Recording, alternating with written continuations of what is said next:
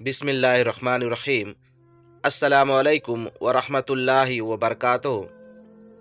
माँ बाप की नाफरमानी का अंजाम। इस ज़माने में लड़के लड़कियाँ माँ बाप के हुकूक से बिल्कुल गाफिल बेपरवाह हैं। उनकी ताजीम, अदब, खिदमत और फरमाबरदारी से मुंह मोड़े हुए हैं। बल्कि कुछ तो इतने बदनसीब हो गए हैं कि माँ बाप को बुरी तरह से तकलीफ पहुंचा रहे हैं। नतीजा यह है कि माँ बाप की नाफरमानी करके खुदा के अजाब का शिकार और जहन्नम के हकदार बन रहे हैं। एक आदमी ने पूछा, या रसूलुल्लाह सल्लल्लाहु अलैहि वसल्लम, माँ बाप का औलाद पर क्या हक है? औलाद को माँ बाप के साथ कैसा बर्ताव करना चाहिए? आपने फरमाया, वो दोनों तुम्हारी जन्नत और दोजक हैं।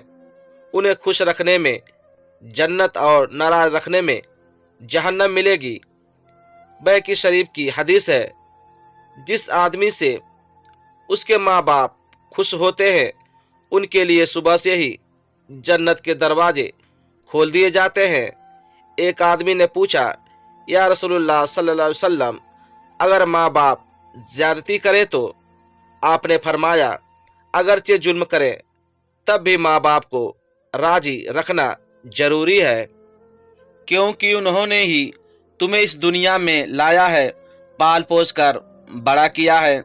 दारमी शरीफ की हदीस है, किसी के साथ भलाई करके एहसान जताने वाले, माँ बाप की बात न मानने वाले और हमेशा शराब पीने वाले जन्नत में नहीं जा सकते। हज़रत अबू हुरैरा फरमाते हैं कि रसूलुल्लाह सल्लल्लाहु अलैहि वसल्लम ने फरमाया, जो अपने माँ बाप को सताए वो शख्स मलऊन है। हज़रत अब्दुल्ला बिन औफ फरमाते हैं, एक आदमी आया, कहने लगा, या रसूलुल्लाह सल्लल्लाहु अलैहि वसल्लम, एक जवान मरने के करीब है, उसे कलमा पढ़ने की ताकीद दी जाती है लेकिन उसकी जबान नहीं चल रही है। आपने पूछा, क्या वो पहले कलमा पढ़ा था? आदमी बोला, हाँ पढ़ा था। आपने फरमाया, जब जिंदगी में पढ़ता था तो मौत के बाद कौन रोक रहा है? इतना कहते ही आप उसके घर की तरफ चल पड़े। सहाबा भी साथ हो लिए। वहां पहुंचकर आपने मरने वाले जवान से फरमाया, पढ़ो ला इलाहा इल्लल्लाह। जवान बोला, सरकार जबान नहीं चल रही है। आपने पूछा, तुम्हारी माँ है? वो बोला, हाँ है। इतने में उसकी माँ अंदर से आई। आपने फरमाया, क्या तुम ये पसंद करोगे कि तुम्हारे लड़के को जलती हुई आग में डाल दिया जाए? माँ बोली, नहीं, मुझे ये गंवारा नहीं कि मेरा बेटा आग में जलाया जाए। आपने फरमाया, तेरा बेटा नाफरमान, तो इससे नाराज है। तेरी नाराजगी की वजह से इसे मौत के वक्त कलमा पढ़ने की तौफीक नहीं मिल रही है। अगर तूने इससे माफ़ नहीं किया तो ये यूं ही मर जाएगा और इसे जहन्नम की आग में जलाया जाएगा। क्या तुझे मंजूर है? माँ की ममता को जोश आया। वो बोली, मैंने इसकी खताएं माफ़ की। इतना कहना था कि लड़का कलमा शरीफ पढ़ने लग गया।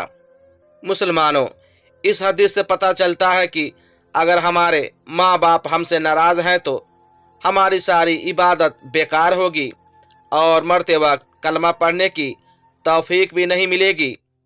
एक वाक़या किस्सा और सुनिए ताकि अच्छी तरह मालूम हो जाए कि माँ बाप की नाफरमानी करके कितना बड़ा गुनाह और अजाब मोल ले रहे हैं। असबानी कहते हैं कि मैं एक जगह मेहमान था। मेहमान के घर के पास ही कब्रिस्तान था।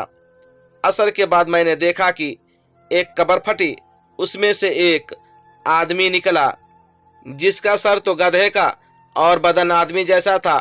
वो 3 बार गधे की तरह जोर जोर से चिल्लाया और वापस कब्र के अंदर चला गया। मैंने लोगों से उसके बारे में पूछा तो बताया कि वो एक शराबी था। उसकी माँ उसे मना करती, उसे डांटती, लेकिन वो मानता ही नहीं था, बल्कि उल्टा उसको बुरा भला कह देता। एक दिन उसकी माँ जब उसे मना करने लगी तो उसने उसकी माँ को कहा, खामोश रहो, क्या गधे की तरह चिल्लाती हो। माँ बेचारी खामोश हो गई।